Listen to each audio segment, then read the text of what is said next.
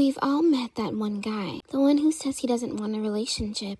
He tells you he's emotionally unavailable, that commitment isn't really his thing, that he's too focused on himself, his career, and his freedom. And then 6 months later, he's posting anniversary pictures with someone else. Suddenly, the man who wasn't ready is buying flowers, learning how to communicate, introducing her to his family, and acting like commitment was his idea all along. It's enough to drive anyone insane, but what exactly did she have that you didn't?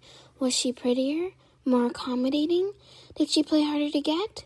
Or was there something deeper happening beneath the surface? That's exactly why Hannah Wells from OffCampus became such an obsession for readers. Because Hannah wasn't the obvious choice. She wasn't the effortlessly seductive femme fatale who walked into every room demanding attention. She wasn't trying to become the fantasy, and somehow she got Garrett Graham, the popular hockey star, the confident flirt, the guy every girl wanted. The guy who very clearly did not do relationships. So what made Hannah different? Why did the untouchable guy fall first? And why are there so many women unknowingly doing the exact opposite of what made Hannah irresistible? Stay until the end, because Hannah Wells wasn't chosen despite her personality. She was chosen because of it. In this video, we'll dive into everything that made Garrett Graham fall for Hannah Wells. How he went from I don't do relationships to practically begging her for one. This is Black Satin Theory. So what exactly did Hannah do differently from all the other girls? Well, firstly, Hannah never fed the version of Garrett everyone else was obsessed with. One of the first things you notice about Garrett is that everyone treats him like Garrett Graham, the hockey god. Girls giggle at things that aren't funny. They tolerate arrogance they would never accept from an average guy. They reward his confidence before he's earned anything beyond being attractive and popular. Then there's Hannah. When Garrett approaches her because he needs tutoring, she doesn't melt because the hot hockey player noticed her. In fact, she flat out rejects him in the beginning. She later then negotiates. She tells him he'll have to help her in return by pretending to date her so she can get another guy's attention. Even when Garrett starts laying on the charm, Hannah doesn't suddenly become impressed. There's a scene early on where Garrett keeps pushing her boundaries with his persistence. Instead of interpreting it as flattering, she gets irritated. She calls him out. She tells him no repeatedly. She doesn't reward his ego just because everyone else does. I think that's the first crack in Garrett's entire worldview. Because if you've spent years getting immediate validation from women, the woman who actually evaluates you becomes unforgettable. Not because she's playing hard to get, but because she's asking a question nobody else asks. Who are you when I stop being impressed by what everyone else sees? For the first time, Garrett isn't being chosen because of what he represents. He has to earn being liked as himself. And that's terrifyingly attractive. Because beneath every inflated ego is a person wondering whether they'd still be wanted without the costume. Next, Hannah delayed access long enough for attachment to form. This is probably the most controversial reason, but it's also the one nobody wants to admit. Garrett's normal pattern with women is incredibly straightforward. Flirt, hook up, and then leave. He doesn't have to be emotionally vulnerable. He doesn't have to be patient. He doesn't have to reveal anything meaningful about himself. Physical intimacy becomes the entire relationship. But Hannah disrupts that sequence. For a long time, Garrett doesn't get what he's used to getting. He gets tutoring sessions, conversations, banter, arguments, inside jokes, and late-night talks. He gets Hannah's opinions before her body. He learns what annoys her, what embarrasses her, and what she's passionate about. He watches her sing. He hears about her dreams. He sees the aftermath of sexual assault she survived and the ways it shaped her relationship with trust and intimacy. And because Hannah isn't immediately available, sexually or romantically, something unusual happens. Garrett becomes emotionally invested. He doesn't just desire her. He starts admiring her, respecting her, protecting her, and missing her. By the time they become physically involved, his feelings have already outrun the usual script. I think people underestimate how much constant access can short-circuit curiosity. Garrett had chemistry with plenty of women. What he had with Hannah was anticipation, and anticipation was a way of turning attraction into attachment. Next, Hannah had a life that he couldn't improve. One of the most underrated things about Hannah Wells is that Garrett couldn't swoop in and become the answer to all her problems. Garrett likes being needed. You can see this throughout the book too. He's protective. He likes helping people. He likes fixing things when he can. But Hannah doesn't hand him the role of savior. Before Garrett, Hannah already knew exactly who she was. She loved music. She loved working hard academically. She had a close-knit group of friends. She had goals that had nothing to do with someone. Even the fake dating arrangement wasn't about Garrett becoming the center of her universe. Hannah's original motive is about getting the attention of Justin Cole, the football player she's had a crush on for years. Garrett is, in her mind, a means to an end. Imagine how jarring that must have been for him. He's used to being the fantasy, but Hannah had already written the script for her own life before he entered it. And because she wasn't looking for someone to complete her, Garrett had to ask himself a question he never needed to ask before. What do I actually add to this person's life? There's something deeply attractive about someone who wants you but doesn't need you, because being needed can feel like pressure.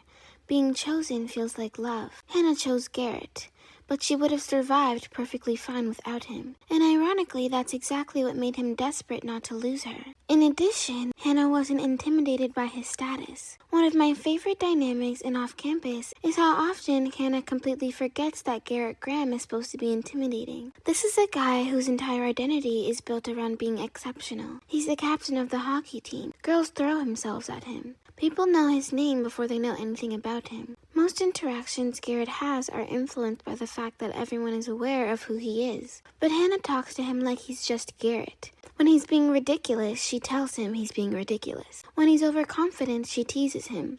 When he's vulnerable, she responds to the person underneath the reputation. There are moments where Garrett says or does something, expecting Hannah to react the same way other girls do. Instead, she just laughs at him, rolls her eyes, or calls him out. It disarms him, because confidence without resistance eventually becomes boring. Think about it.